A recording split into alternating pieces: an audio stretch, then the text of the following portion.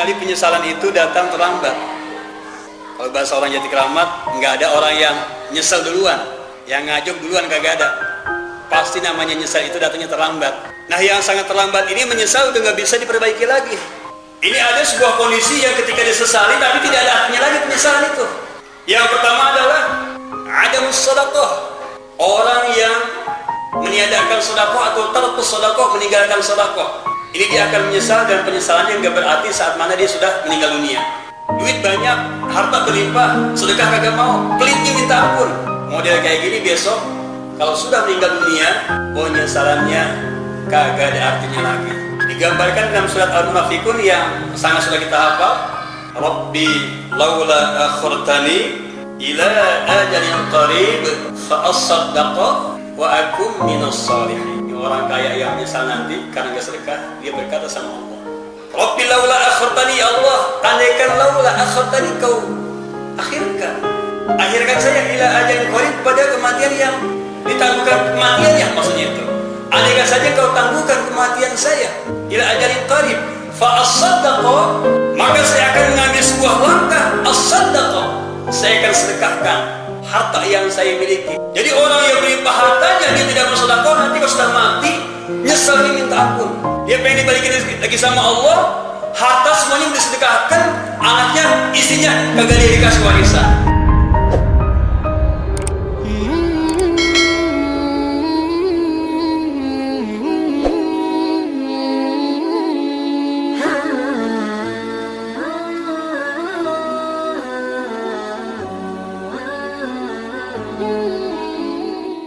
Bismillahirrahmanirrahim. Assalamualaikum warahmatullahi wabarakatuh.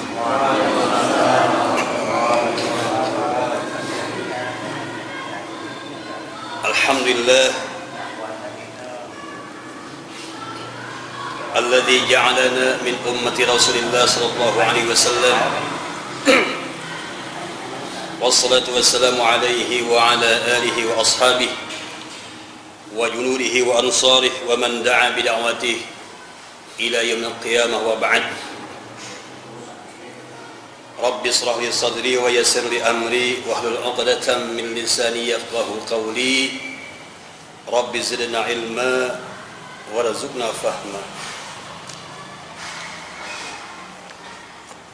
Faqala ta'ala fi kitabihil aziz, a'udzu billahi minasy syaithanir rajim. Bismillahirrahmanirrahim. Kuntum khaira ummah ukhrijat linnas ta'muruna bil ma'ruf wa tanhauna 'anil munkar, ila akhir ayat.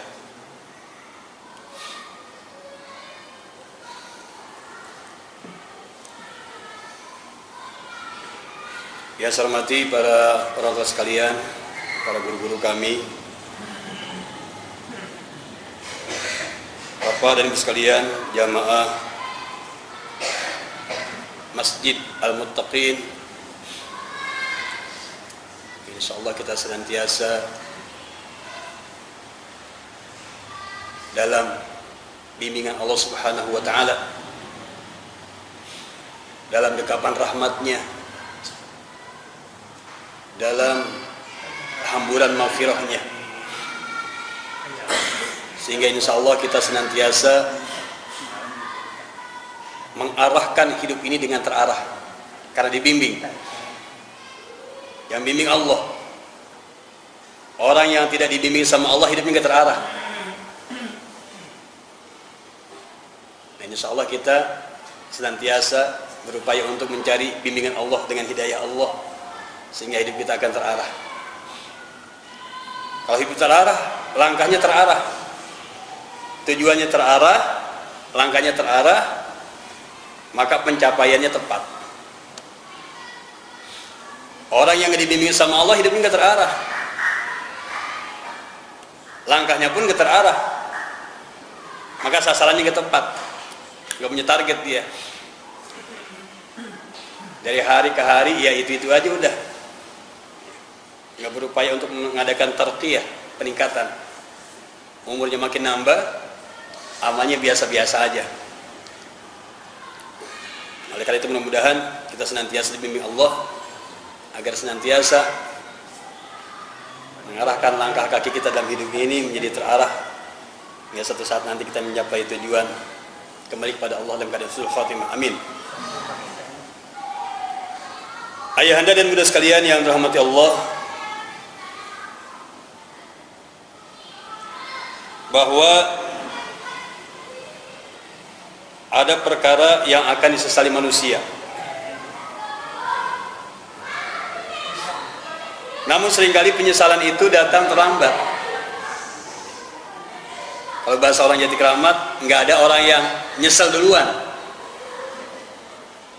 Yang ngajuk duluan kagak ada. Pasti namanya nyesel itu datangnya terlambat.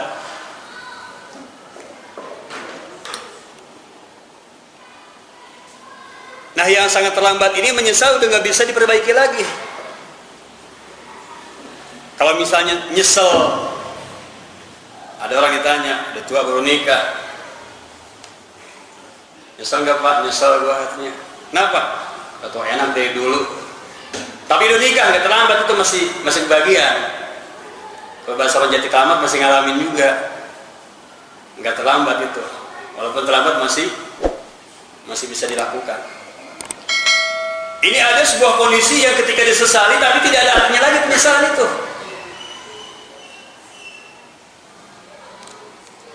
Yang pertama adalah adamus shadaqah. Ini orang yang meniadakan sedekah atau tarkus sedekah, meninggalkan sedekah. Ini dia akan menyesal, dan penyesalannya nggak berarti saat mana dia sudah meninggal dunia. Duit banyak, harta berlimpah, sedekah kagak mau, kelinting minta ampun. Model kayak gini besok kalau sudah meninggal dunia, penyesalannya kagak ada artinya lagi. Digambarkan dalam surat Al-Munafiqun yang sangat sudah kita hafal. Rabbi laula akhartani ila ajalin qarib fa asaddaqa wa akum minas salihin. Ini orang kaya yang menyesal nanti karena gak sedekah, dia berkata sama Allah, Rabbi laula akhartani, ya Allah, andaikan laula akhartani, kau akhirkan saya ila ajalin qarib, pada kematian yang ditangguhkan kematiannya, maksudnya itu. Andaikan saja engkau tangguhkan kematian saya ila ajalin qarib fa as-saddaqa, maka saya akan mengambil sebuah langkah as-saddaqa, saya akan sedekahkan harta yang saya miliki.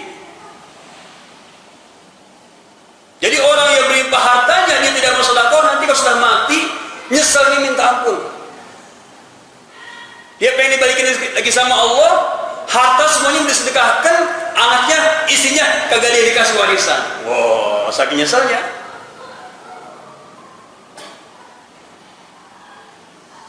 Kenapa? Karena harta itu nanti sedekah yang diberikan kepada oleh seseorang kepada yang berhak menerimanya, sedekah itu akan mempermudah sakaratul maut.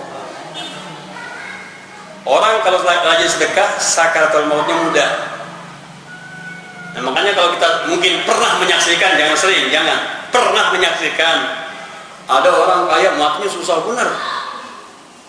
Ya, anak udah jauh banget dikumpulin, itu ndeknya kali ndeknya yang ada di Sumatera panggil semua, udah kumpul semuanya, udah gak ditungguin lagi, masih susah juga. Bisa jadi ini penyebabnya adalah apa? Duitnya banyak, sedekah ogah. Dikumpulin, itu duit dikumpulin. Nah, jadi kalau orang rajin sedekah, sakaratul mautnya Allah akan mudahkan. Harus banyak? Enggak. Kalau emang kagak punya lah, kalau punya udah banyak. Masa orang banyak sedekahnya dikit? Kalau kita dalam kondisi yang memang sulit untuk mengeluarkan yang banyak, bukan berarti tidak mengeluarkan yang sedikit. Ini akhirnya apa? Nungguin banyak ntar kudu sedekah kalau kaya. Kapan kayanya? Akhirnya sedikit kagak, banyak kagak. Jadi sedekah itu bukan nilai, bukan nominalnya, tetapi apa? Kita mengeluarkan atau tidak. Uang 50.000 itu bisa jadi besar benar bagi orang yang punya duit cuma 100.000. 50.000 itu gede. Dan bagi orang yang punya duit jutaan, 50.000 kecil. Jadi bukan nominalnya. Jadi oleh karena itu, mumpung sekarang Allah berikan kita kesempatan, duit kita mumpung banyak, amin. Duit kita mumpung banyak, amin. Mana duitnya banyak? Ntar saya mau ke rumah. Saya mau ke rumah ntar. Buat apa duit dipegangin doang? Duit yang kita makan jadi kotoran, betul bu? Pakaian yang kita pakai, kita beliin jadi popok, bahannya jadi copok nih. Hah? Duit yang kita simpan kalau kita mati nanti akan jadi rebutan anak-anak kita, betul? Bahkan banyak saudara yang terpecah belah, bermusuhan. Karena apa? Karena harta warisan yang ditinggalkan oleh ayahnya sangat banyak. Kalau ditinggalkan banyak, berantem. Lah kalau tinggal dikit mah bagaimana mau berantem? Merebutin apa? Yang ditinggal juga kagak ada.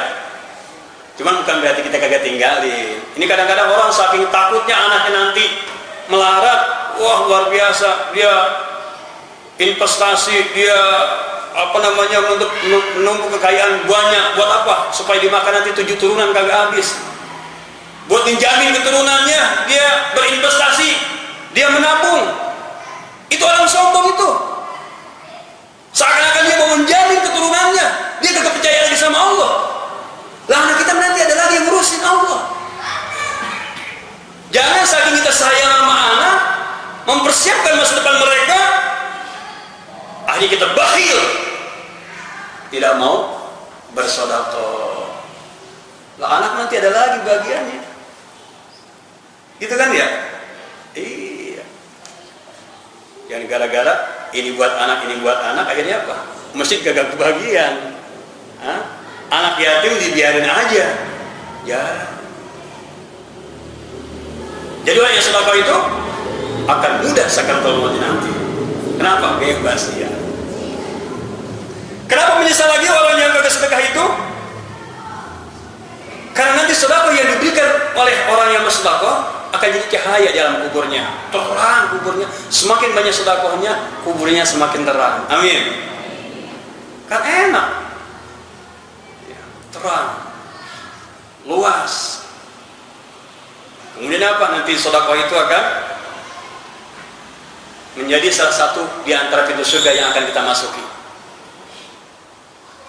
Kenapa lagi orang yang tidak sedekah menyesal? Karena nanti harta orang akan menyesal karena kepemilikannya yang sangat berlebihan. Kenapa? Yang saya sampaikan, nanti harta itu ditanyanya 2. Aina iktasaba? Dari mana dapatnya? Proses mencarinya nanti ditanya. Itu duit banyak banget, duit siapa aja? Duit semua apa bukan? Apa ada duit orang di tangan ente? Gitu. Ditanya. Nauzubillah, kalau ada hak-hak orang yang ada di tangan kita kemudian terakui menjadi milik kita. Karena kita bisa, karena kita kuasa, karena kita kuat bisa memindahkan hak orang lain menjadi hak kita dengan formal lagi, dengan legal. Wah, nauzubillah. Ya, nauzubillah. Jangan sampai ada harta yang kita miliki bercampur dengan hak orang lain. Nauzubillah, jangan sampai. Itu berat. Wa fi ma anfaqah, harta nanti akan ditanya tentang bagaimana kita cara menafkahkannya. Jadi yang pertama yang nanti akan disesali oleh setiap manusia, terutama di saat dia mati, adalah dia tarkus sedekah, meninggalkan sedekah, sehingga apa? Dia menjadi orang yang bakhil. Yang berikutnya yang akan disesali manusia,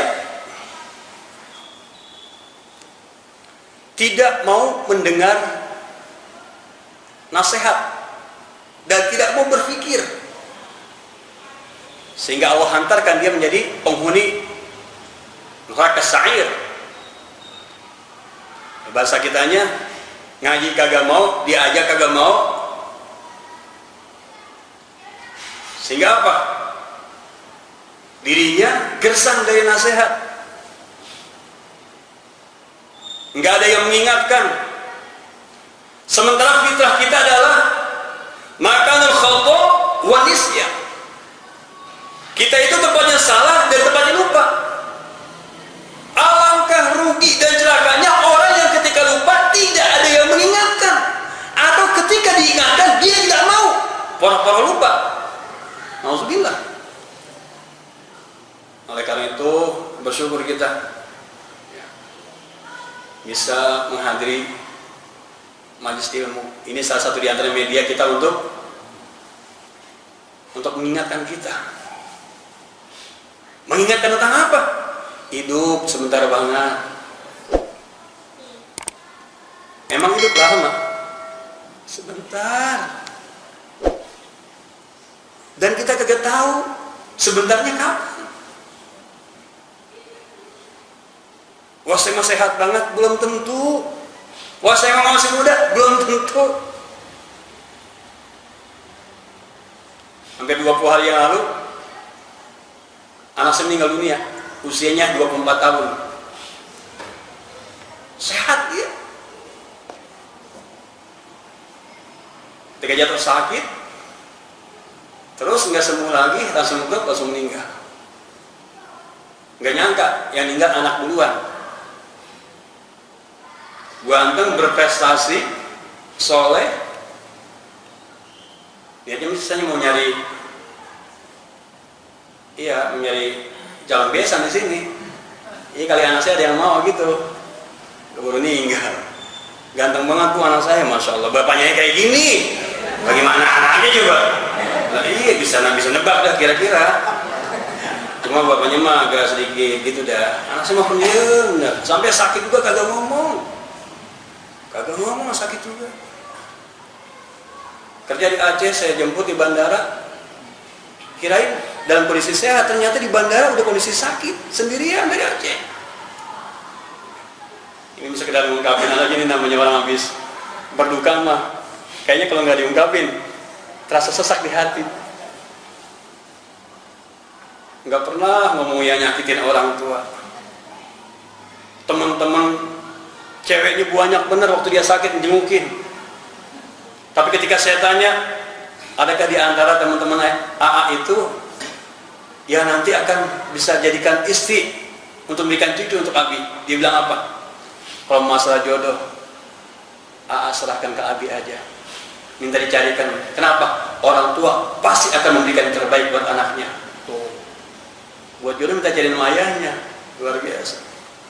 Kalau ayahnya udah teruji udah, ya saja. Iya, gampang nyari udah. Nah, jadi orang ketika dia tidak mau mendengar peringatan dan tidak mau diingatkan, dia tidak mau diajak berpikir untuk ilmu, untuk menimba pengetahuan, au na'kilu ma kunna fi ashabis sa'ir. Surat Al-Mulk ayat 10. Lau kunna nasma'u au na'kilu ma kunna fi ashabis sa'ir. Wa qalu lau kunna, dan mereka berkata, lau kunna, andaikan saja kami nasma'u, mendengar, diajak ngaji mau, diingetin terima, au na'kil, atau kami berpikir bagaimana menggunakan akal yang Allah berikan untuk meningkatkan pengetahuan kita, ma kunna fi ashabis sa'ir, kami tidak akan tergolong orang-orang yang berada di neraka sa'ir. Alhamdulillah. Itu. Jadi yang kedua ini, bagaimana kita senantiasa berupaya untuk mendengar di saat orang menasihati kita. Bagaimana kita senantiasa berupaya untuk semangat menambahkan pengetahuan kita. Kenapa? Karena kita yakin masih banyak permasalahan yang terkait dalam agama kita yang belum kita pahami, sementara itu wajib kita tuntut. Emang udah alim banget kita, pakai kagak mau ngaji. Orang yang udah alim bener juga harus ngaji masih. Nah, karena itu mari kita syiarkan lagi pengajian kita. Ini ada pengajian bulanan, ada pekanan, ada subuhan, ada sebanyak dah di Amal Hakim udah tahu dah. Ya. Karena itu mari kita syiarkan. Kalau perlu kita ajak istri kita ajak Pak ya. Biar bareng-bareng ngaji, anak kita ajak. Anak-anak di atas ngaji, istri kita di sini, kita di sini bareng-bareng ngaji enak. Nanti kalau ngaji bareng-bareng, benernya bareng-bareng. Masuk surganya bareng-bareng. Amin ya rabbal alamin. Kemudian hal yang nanti akan disesali oleh manusia, orang yang tidak memanfaatkan keluangan waktunya dan kesehatan badannya. Waktunya banyak terbuang percuma. Dari pagi sampai zuhur, padahal kagak sibuk, duha 2 rakaat aja kagak. Padahal ngobrol sama temen lama bener, chattingan sama alumni SMP.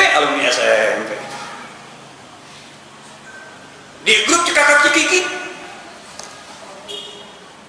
Kuat berjam-jam. Dari pagi sampai zuhur, 2 rakaat duha kagak buruk. 1 halaman Quran kagak kebaca. 10 salawat kepada Nabi tidak bisa dibaca.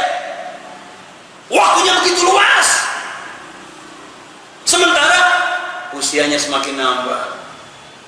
Kita kan makin hari makin tua. Lah, kesempatan hidup kita semakin sedikit. Waktu yang banyak kagak dimanfaatin. Nyesel.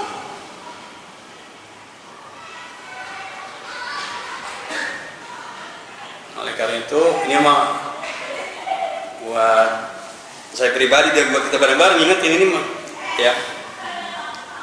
Sebab apa? Berapa banyak orang yang ketika waktunya udah sempit, dia baru menyadari ingin melakukan kebaikan. Itu nggak maksimal. Duha baru jam 8, ntar jam 9. Selama duha waktunya perkara sunnah lagi. Jam 9, jam 10, jam 10, jam 11 juga masih ada.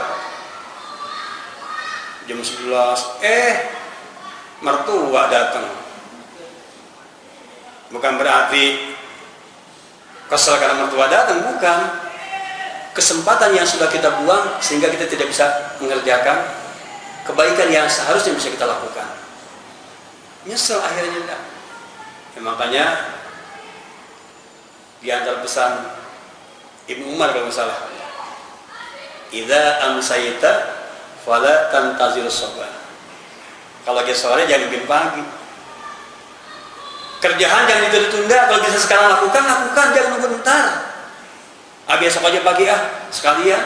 Padahal sekarang itu bisa, lakukan sekarang. Besok pagi kita kerjaan yang lain. Wa idza asbahta, kalau lagi pagi-pagi, fala tantazirul masa, jangan nungguin sore. Antar aja siang sore gue masih bisa. Padahal pagi itu bisa kita kerjain. Jangan ditunda-tunda. Karena banyak orang yang menyesal tidak melakukan kebaikan pada saat diberikan kesempatan, kemudian kesempatannya hilang, dia menjadi orang yang menyesal. Baru gue jam 3, ntar tahajudnya jam 4 juga masih bisa. Bangun jam 5, akhirnya subuh juga ke jemaah. Nyesal itu, ya Allah tadi ngapa jam 3 saya tidur lagi ya. Akhirnya bapaknya disalin, bapak sih, emang bapaknya juga lagi ya nih, tentang hujan juga, cubit suruh bangun, bukan udah bangun dicubit lagi suruh tidur. Jadi seringkali kita menyesali kesempatan yang ada karena kita tidak maksimal melakukan kebaikan di dalamnya, sehingga apa? Waktu yang sudah berlalu nggak bisa diulang lagi. Besok nyesel nih, kita niat banget nih, ntar jam 2 pengen bangun, kagak bakal tidur lagi dah. Ya syukur sih kalau bisa, cuma biasanya sama aja. Nah makanya kita pasangan suami istri saling menguatkan dan mengingatkan. Pak, kita janji sekarang, siapapun nanti yang bangun duluan, bangunin, kita tahajud bareng. Kita janji sama istri kayak gitu, Pak. Oke, deal. Jadi saling menguatkan. Kadang-kadang kan saling melemahkan. Antar Pak masih juga ini kan masih ngantuk. Iya, ya udah dah akhirnya. Ya gitu deh, angin. Kagak tahajud jadinya. Atau menyesali waktu sehat. Ada orang yang ketika sehat, maaf, ngaji kagak mau, ke masjid ogah, sholat, sama tetangga kagak ada yang akur, pengen bener dewek, pengen bener sendirian. Pas dia sakit, yang jengukin orang yang ke masjid mulu. Jamaah masjid jengukin, usaha jengukin. Yang ada apa? Nangis dah. Ternyata orang masjid baik-baik banget sama saya. Apa yang ada dalam hatinya? Besok kalau saya sehat, saya akan ngaji. Besok kalau saya sehat, saya akan ke masjid terus sholat berjamaah. Pertanyaannya kira-kira kalau sehat, kalau sampai sehat lagi, kalau kagak? Karena orang sakit itu pilihannya dua. Kalau kagak sembuh lagi ya mati. Itu doang pilihannya. Berapa banyak saat ini orang yang sakit menyesali sehat yang tidak dia manfaatkan untuk melakukan ibadah yang maksimal. Lagi sakit mah sama bohong. Pengen ke masjid, pengen ngaji, siapa yang mau dopong-dopong? Siapa yang mau dorong-dorong? Boro-boro ngaji, ngerasain penyakitnya udah berapa heran. Iya, makanya mumpung sehat kita. Kan sering-sering supaya kita sehat, bisa bersyukur atau iman sehat. Sering-sering mengunjungi orang sakit. Saya kemarin hampir 20 hari di rumah sakit, nungguin anak. Ya Allah, itu penyakit macam-macam benar. Berasa banget kita biar nggak punya duit banyak banget kok gitu. Punya, tapi nggak banyak banget. Ya. Tapi perasaan kaya banget kalau sehat mah. Buat apa punya duit banyak tapi sakit coba? Duit banyak jadi orang kaya tapi sakit. Buat apa duit? Lah, mendingan kayak saya. Duitnya tapi banyak juga, yang penting sehat. Amin. Ya kayak kita bareng-bareng. Amin ya robbal. Ya makanya manfaatin ngomong sehat. Mahal banget sehat ya Allah. Pelihara sehat ya Allah. Ayahanda dan ibu sekalian yang dirahmati Allah. Lalu yang berikutnya yang akan sangat disesali manusia apalagi nanti di saat dia sudah mati adalah qati'ur rahim, memutuskan tali silaturahim. Ini berat. Kenapa? Karena setiap kita punya ego. Setiap kita pengen benar kata kita, walaupun belum kata yang lainnya. Saya yang benar, dia yang salah, kan gitu kita pengennya ya. Nggak ada orang yang ngomongin, ya emang saya yang salah, dia yang benar. Ada yang gitu? Jarang gitu mah. Setiap kita mengatakan saya yang benar, dia yang salah. Saya kan Tuhan, dia mudahan. Emang orang muda gak boleh benar. Emang yang benar tapi orang tua aja. Nah kita punya ego. Dan seringkali ego yang terdapat pada diri kita itu memutuskan tali silaturahim di antara kita. Karena masa benar. Nah terutama saudara-saudara kita ini jangan sampai putus. Jangan sampai putus. Dan maaf, kira-kira yang sering memutuskan tali silaturahim di antara kerabat kita, apa kira-kira ya? Bunda, apa kira-kira? Harta, benar. Orang jarang akur sama saudara gara-gara harta. Sampai silaturahim aja baru dipilihin. Ini bawaan parcel buat saudara-saudara nih yang yang rada-rada kaya. Ini yang kaya beneran. Ini yang kagak kaya, ini yang kagak kaya pisan. Ini yang miskin banget. Pasalnya beda. Arisan keluarga. Ini alhamdulillah kita bersyukur sekarang banyak budaya arisan keluarga ya. Keluarga besar. Arisan keluarga itu buat menyambung tali silaturahim itu bagus. Cuma kadang agak bagusnya arisannya pengen paling besar, sehingga apa? Yang kurang mampu susah ngimbangin. Nah yang parah lagi, udah nerima arisan kagak datang-datang, nggak mau pulangin. Ini makin putus. Ya. Ikut 3 nama, wah orang satu diikuti 3 namanya, nama istrinya, nama mantunya, nama dia diajak, dapat 3-3-nya, nggak datang-datang. Ini malah putus pisan dah. Ya. Ini hati-hati ya, emang masalah harta tuliskan. Ya. Harta itu fitnah yang sangat luar biasa.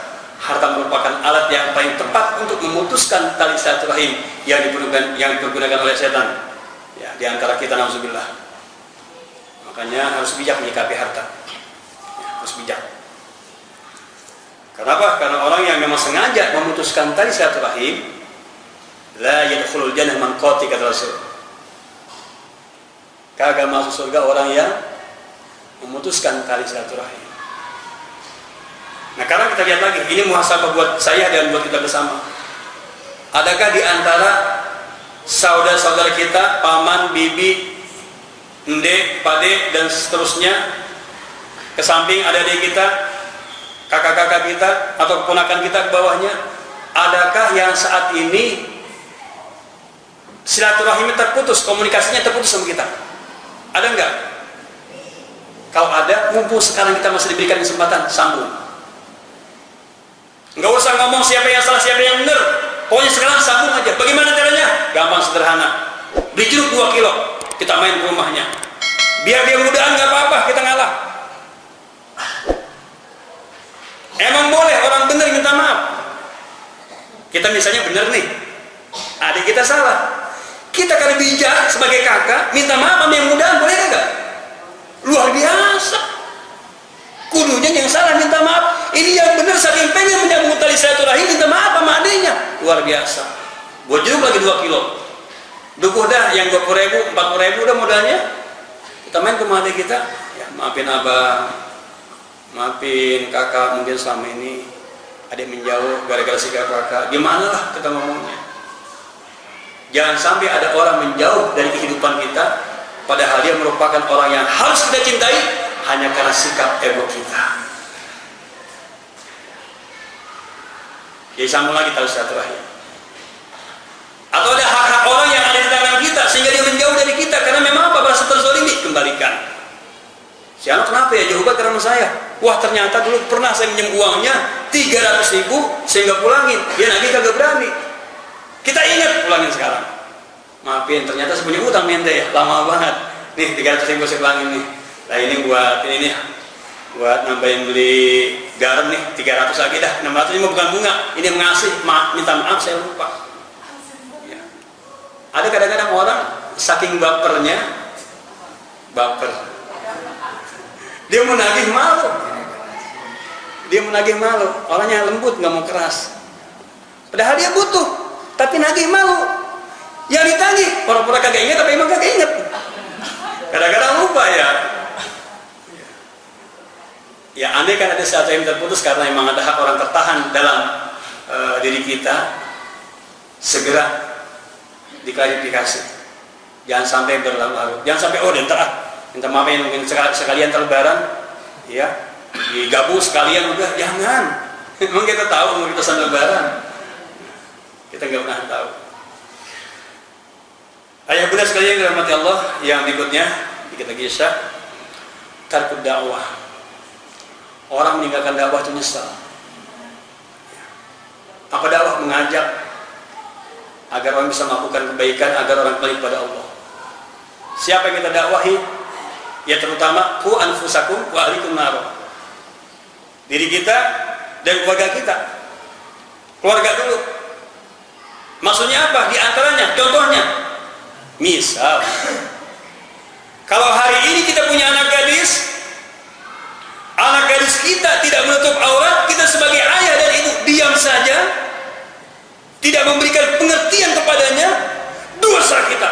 Dan itu pasti suatu saat nanti akan kita sesali. Dakwah lu mana? Nah, kamu sudah anak gadis, kamu cantik. Iya mak, kata siapa? Kata Pak Ustaz. Oh, saya mata tajam dia. Biarin. Kata Ustaz, wanita yang sudah balik itu harus menutup aurat. Kalau tidak dosa. Kalau kamu kesian sama mama, tutup aurat. Oh gitu. Jangan anak gadis kita buka aurat, kita biarin aja. Anak kita kagak sholat, kita biarin aja. Anak kita kagak bisa ngaji, kita biarin aja. Ini bagian dari dakwah kita di keluarga. Ada keponakan kita belum sholat, kita ajak dia. Itu kewajiban kita, pamannya, pak lek dan bulenya, mamang dan kucingnya. Kewajiban kita. Jangan membiarkan orang-orang yang kita cintai dia berlama-lama melakukan kemaksiatan dan tidak melakukan ketaatan. Kita merasa nyaman dari tindakan dia, dari sikap dia. Kita ajak dia. Kita akan menyesal kalau kita tidak melakukan itu. Yang terakhir, Isya dikit lagi, ada bertaubat. Orang kagak bertaubat, ngerjain dosanya rajin banget, taubat kagak mau. Ini pas orang yang sangat menyesal nanti ketika mati terutama. Orang yang kagak banyak dosa dan kagak doyan dosa aja harus banyak taubat. Allah nyuruh, ya ayyuhalladzina amanu tubu ilallahi taubatan nasuha. Ini khitabnya orang yang beriman. Yang disuruh taubat itu orang yang beriman. Cuma masih senang melakukan dosa. Atau ada dosa yang masih dilakukannya. Kagak senang sih, tapi kadang-kadang ngelakuin juga. Tapi kagak senang sih, tapi kadang-kadang melakukan juga. Yang disuruh taubat itu orang yang beriman. Kenapa Allah sayang kita? Jangan sampai apa? Keimanan kita tercederai dengan maksiat yang kita lakukan. Nah, oleh karena itu, mendingan ngaku banyak dosa daripada ngaku kagak punya dosa. Dan jangan lupa kita senantiasa bertaubat. Kenapa? Karena kalau dosa nanti ke bawah mati, belum kita taubati, maka kita harus menebusnya dengan siksa, itu pasti. Setiap dosa yang dilakukan oleh seseorang yang dia belum taubati sebelum ia mati, maka dia akan disiksa. Itu merupakan sebuah kepastian. Ya. Nah, bagaimana orang-orang tua kita yang sekarang sudah meninggal dunia? Kira-kira dosanya banyak apa kagak? Orang tua kita yang sudah meninggal dunia dosanya banyak apa kagak?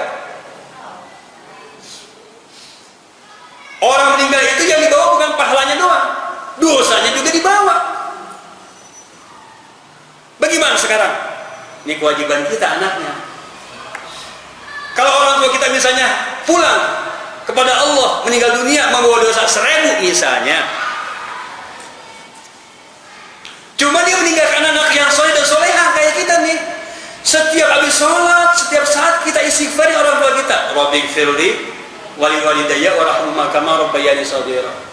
Itu dosa orang tua kita lama kelamaan habis. Rontok lama kelamaan. Melakukan dosa udah kagak lagi. Dosa yang ada lama-lama rontok habis. Pahalanya semakin bertambah. Enak kagak orang tua kita di dalam kubur? Ini kewajiban kita orang anak-anaknya.